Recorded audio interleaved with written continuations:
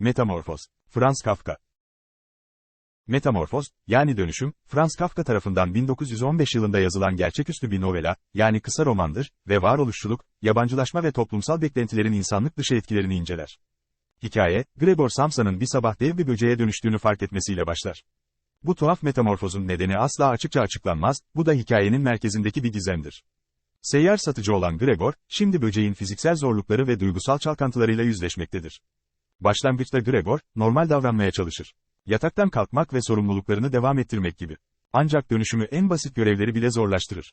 Yeni kimliğiyle başa çıkmaya çalışan Gregor'un mücadelesi, ailesinin tepkisiyle iyice zorlaşır. Gregor'un ailesi, ebeveynleri ve kız kardeşi Grete de dahil olmak üzere, başlangıçta durumuna duydukları endişeyi ifade eder.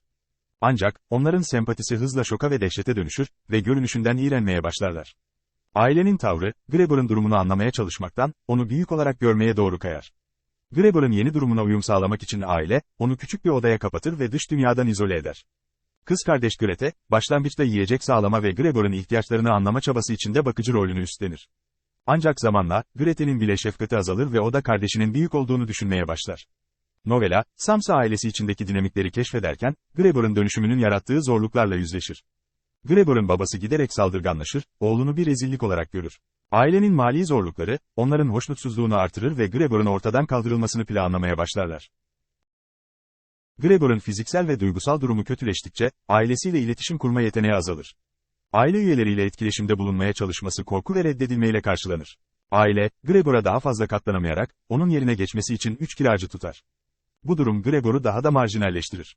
Hikayenin doruk noktası, aile üyelerinin dayanma limitine ulaştığı zaman gelir. Gregor'u evden çıkarmaya karar verirler.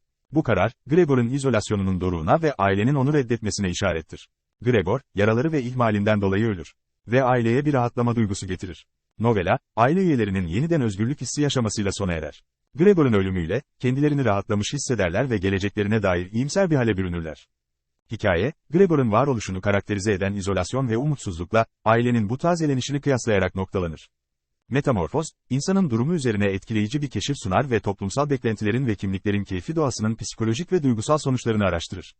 Kitap, edebiyat üzerinde derin bir etki yarattı, varoluşçu düşünceyi etkiledi ve Sartre ve Albert Camus gibi sonraki nesil yazarlara ilham verdi. Kafka'nın insan ruhunu, gerçeküstücülüğü ve saçmalığı keşfetmesi, romanı dünya edebiyatında bir klasik haline getirdi.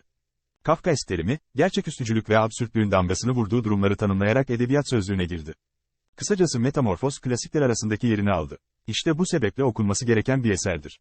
Ve boğucu atmosferine rağmen tembel okur tavsiyesidir.